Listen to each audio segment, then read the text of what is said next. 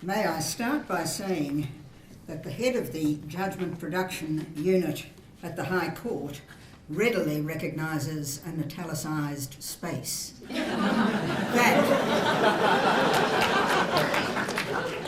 That is art. Well, may I say that it is true, as Justin Cardy pointed out at the beginning of this evening's proceedings, that the development of the law is very much fostered by the scholarly peer-reviewed law journals, and undoubtedly the UNSW Law Journal has an honoured place among them. So I'm delighted to be invited to launch issue 42. It has as its focus, as Zoe has explained to you, the individual judge. As I read it, that focus is essentially a tender one. To mention just a few of the articles, Thornton and Roberts write about invisibilities in the private lives of women judges. Joseph writes about the dearth of biographies of Australian judges. And Partovi, Smythe, Zuckerman and Valenti write about joint judgments and the individual judge's loss of identity. At the risk of sounding churlish against this backdrop of concern, can I suggest that we need not become too preoccupied with the id of the individual judge? Partovi and his colleagues have endeavoured to identify the principal author of 140 joint judgments delivered by the Mason Court by the use of a form of linguistic profiling. They quote a line from Justice Kiefel in an article in which Her Honour referred, in the context of jointly authored judgments, to the individual's loss of identity. The burden of Her Honour's analysis was the desirability of a final appellate court speaking with fewer rather than more voices, and loss of identity be damned. Needless to say, there is no reason to think that there will be a departure from the collegial decision-making that has characterised the French High Court under the stewardship of Chief Justice Kiefel. The same trend, of course, is evident in the judgments of the Supreme Court of the United Kingdom under the presidency of Lord Neuberger. Issue 42 contains a very interesting survey of Lord Sumption's judicial work. In this connection, I simply note Lord Sumption's pointed observation that a judge may dissent or concur for different reasons, and this can be personally satisfying, but it's not much of a service to the public. The public service that is done by the delivery of joint reasons is the clear and certain statement of the law. Professional advisors can advise their clients with some confidence as to what the law is, and judges can decide cases with some confidence about the law that they are to apply. If the price of certainty and clarity is the loss of the individual judge's voice, I suspect very few outside the Academy would count that a bad thing. The results of the Partovi and his colleagues' study are introduced with Andrew Lowe's statement that obscuring authorship removes the sense of judicial accountability, making it harder for experts and the public alike to understand how important issues were resolved and the reasoning that led to these decisions. Now, with respect, this strikes me as peculiar obduracy on the part of the Academy.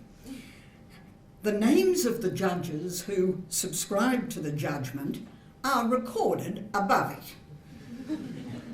Each judge accepts responsibility for all that appears under his or her name. To trespass, if I may, on the ghastly language of management, the process is remarkably transparent and accountable. And as for the understanding how the important issues were resolved, may I suggest reading the reasoned judgment. The essence of the judicial function is the determination of a dispute by the making of a final order that binds the parties. The reasons, in no small measure, are designed to explain fully to the losing party why it lost. A set of reasons you may well appreciate goes through several drafts before it's settled. The idea that successive drafts or memoranda passing between the judges who subscribe to the final set of reasons should be made publicly available might be thought to be somewhat antithetical to the function of finally quelling the controversy. Partovi and his colleagues acknowledge Sir Anthony Mason's view that judges have an institutional responsibility with respect to judgment writing that outweighs individual self-expression. Nonetheless, they go on to say that it's naive to consider that judges have higher standards of collective responsibility than the broader community, or to think that the motivations of judges differ from those of the community generally. I've got no difficulty with either of those propositions. Nonetheless, to my mind, their acceptance goes nowhere to explaining why we should encourage judges to be other than collegial in their decision-making. To turn to another of the articles, Joseph identifies a number of reasons for the relative paucity of biographies of Australian judges. The most convincing of her reasons, I think, to put it in other words, is that Australians are uninterested in the lives of judges. That, I suggest, reflects very well on the judiciary and on our constitutional arrangements. When Partovi and his colleagues assert that, and I quote, "Many Australians would certainly sympathise with the underlying idea that there ought to be some visibility over who authors the decisions of the High Court, may I caution to be careful what you wish for." In the recent United States presidential election, a significant percentage of voters identified the determinative consideration in their electoral choice as to whether Mrs. Clinton or Mr. Trump would have the power to appoint the next Associate Justice to the Supreme Court of the United States. In one of the presidential debates, each candidate was asked about the qualities that she or he would wish to see in a Justice of the Supreme Court. Mrs. Clinton said she would look for a justice who would uphold Roe and Wade and who would overrule Citizens United. And Mr. Trump made clear that his preference was for a judge who would be pro-life and pro the Second Amendment.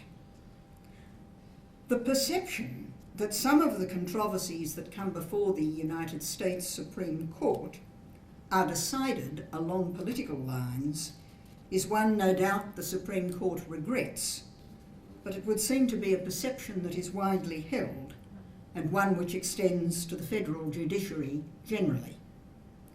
Last Thursday, the New York Times reported the decision of the Fourth Circuit Court of Appeals in what I will simply refer to as the revised travel ban case. By majority, the court upheld the primary judge's ruling that the ban contravened the First Amendment's preclusion on the establishment of any religion. In its report, the New York Times, a respected newspaper of record, stated it this way: The appeals court vote was 10-3 and divided along ideological lines with the 3 Republican appointees in dissent. The justices of the Supreme Court of the United States are subject to a form of celebrity that would be disquieting to an Australian judge. For $24, you can buy a Ruth Bader Ginsburg coffee mug. It features a rather grim portrait of Her Honour under the words, "I dissent." How lucky we are that in Australia, outside the law faculties, very few people would be able to name the Chief Justice of the High Court, let alone the 6 puny justices. It is, I rather hope, inconceivable that the outcome of an Australian election might turn on whether a coalition or a Labor government would be in a position to make the next appointment to the High Court of Australia. It is undeniable that decisions of the High Court have a significant impact on our society.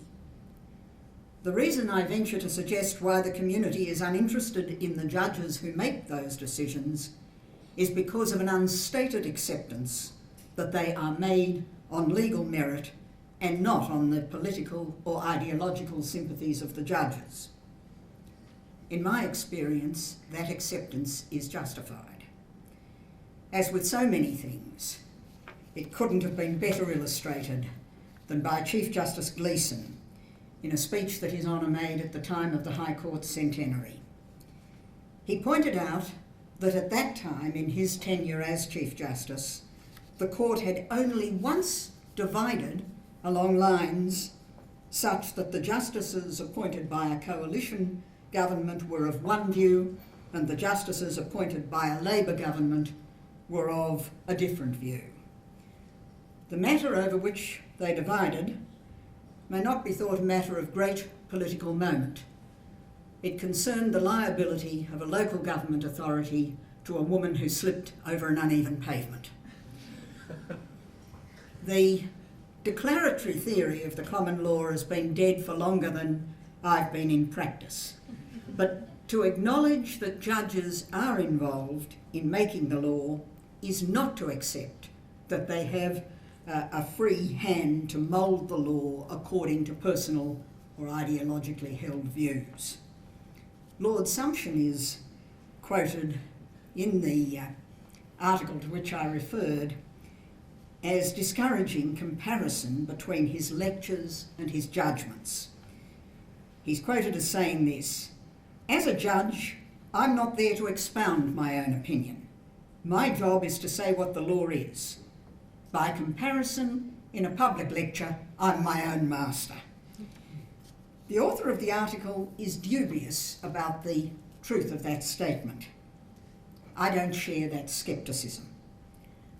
Judges may differ in the application of common law principle or in the canons of statutory construction and the like in ways that can be said to reflect differing judicial philosophies. But each judge is faithfully seeking to apply principle to the case in hand. Differences in the application of rules or principles tend to be within confined bounds. In practice, judges of widely differing backgrounds and philosophies hearing the same matter will commonly arrive at the same result. It would be troubling if it were otherwise. On occasions, I acknowledge, judges are called upon to decide novel questions involving matters of policy for which there is no clear principle or rule. Catanac and Melchior is the prime example. The High Court in that case held by a narrow majority that the parents of a child born as the result of a negligent sterilisation procedure were entitled to recover damages for raising the child. The arguments against the award of damages called in aid fundamental questions about our society's values. The judges in the minority accepted those arguments, holding that the law should not countenance placing a value to the parent on the life of the child. The majority held that damages could be calculated without setting off the value of the life of the child. In their joint reasons, Justices McHugh and Gummow observed that the coal miner forced to retire because of injury doesn't have his damages reduced because now he's free to sit in the sun and read his favourite newspaper. Fortunately for the health of our system, cases which raise acute policy issues of this kind are relatively rare. I can't leave issue 42 without some comment on the topic of feminist judgment writing. Hunter and Tyson report on the results of a study of the sentencing remarks of Justice Betty King of the Supreme Court of Victoria in an article titled "A Study of Feminist Judging in Action."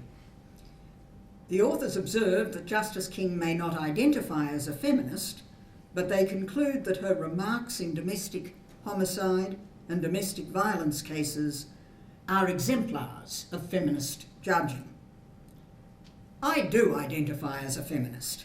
Nonetheless, I share with many women judges, including, I rather suspect, Justice King, doubts about the claims of the feminist judging school.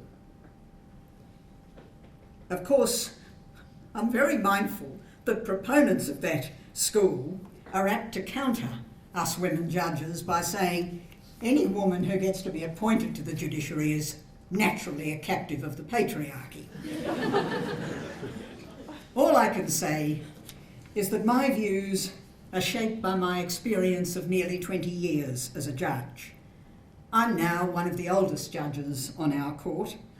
When I was first appointed to the Supreme Court of New South Wales, I was one of the younger judges.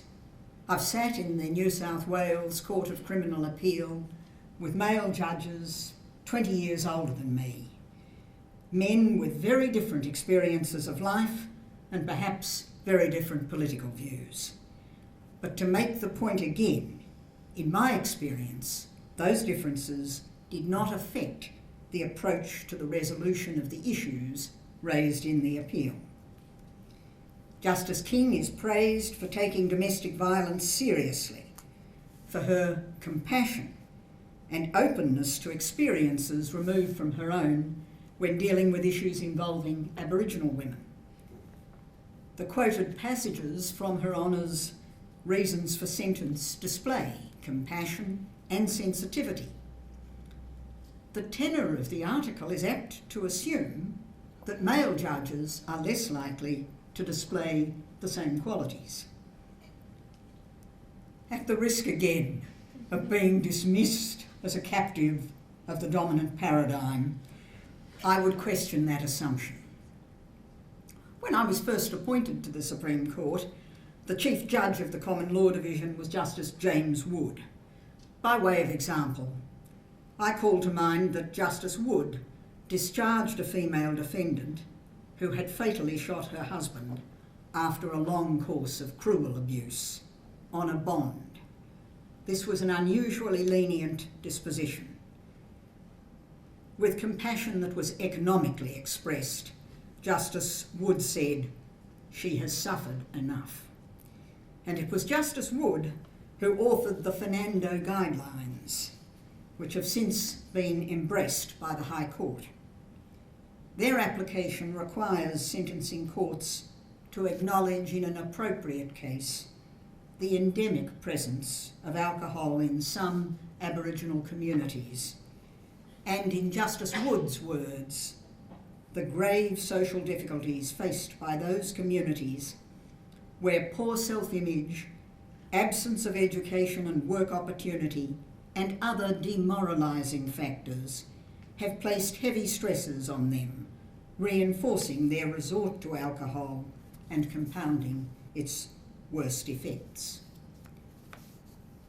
Sentencing courts today are more sensitive to the needs of victims of crime, and they have a better appreciation of domestic violence than I recall from my first days in practice. It's a change that seems to me to reflect broader changes in society's attitudes, changes which very largely have been driven by feminist advocacy. My point is that the impact of these changes is evident in the way judges go about their work, regardless of their gender, when they sentence offenders and when they consider the treatment of the victims of crime. My caution about the concept of feminist judging tends to be reinforced by some of the analyses of Monis and the Queen. Man Haron Monis was charged with a number of offences arising out of his admitted conduct in sending letters to the parents and relatives of soldiers killed in Afghanistan on active duty. The letters were critical of the involvement of the Australian military in that conflict, and they referred to the role of the deceased soldiers in derogatory and insulting terms. Section 471.12 of the Commonwealth's Criminal Code makes it an offence for a person to use a postal service in a way that reasonable persons would regard as being, in all the circumstances, offensive. Monis challenged the validity of the provision, arguing that to proscribe the use of a postal service to communicate objectively offensive material impermissibly burdened the implied freedom of communication on governmental and political matters for which the Australian Constitution provides. As Monis's challenge concerned the scope of an implied constitutional guarantee, all 7 justices would usually have sat to hear it. In the event, one of our number was about to retire, so the court was constituted by 6 justices. Regrettably, we were evenly divided on the subject. As it happens, the 3 male justices held that section 471.12 does impermissibly burden the implied freedom, and the 3 female justices determined that the burden was not undue, and for that reason the enactment of the offence was within the legislative power of the Commonwealth Parliament. Suffice it to say that the arguments on each side of that question were finally balanced. The scope of the implied freedom is a topic of considerable academic interest. In this case, interest in the decision had the added piquancy of a High Court evenly divided on gender lines.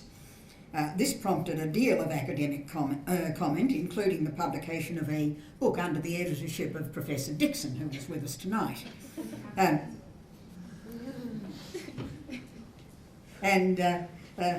It was also the subject of an article by Professor Zifkak that was published in The Australian. It was Professor Zifkak's thesis that the women justices gave prominence to the fact that the offence concerns the receipt of offensive material in the home or workplace, which he characterised as the private domain.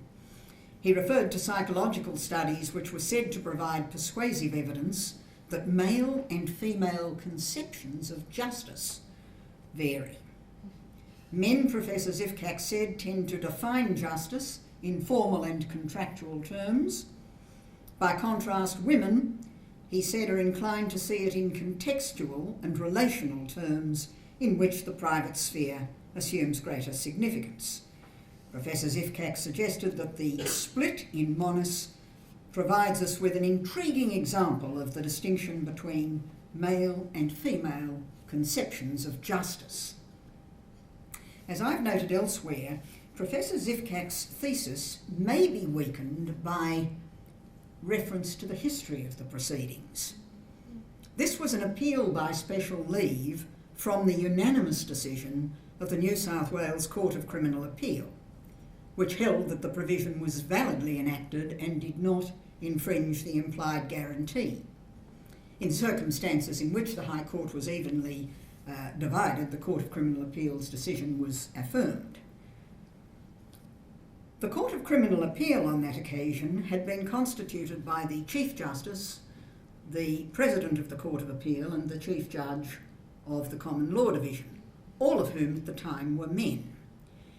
If Professor Zifkak's thesis is right, I can only marvel at the serendipity that 3 of the most senior male judges in New South Wales have been gifted with a female sense of justice. On that essentially happy and uplifting note, it remains only to congratulate Zoe Grouse, the editor, for all her hard work and of course for her editorial team. Editing a peer-reviewed journal is, I think we all appreciate, an exacting task.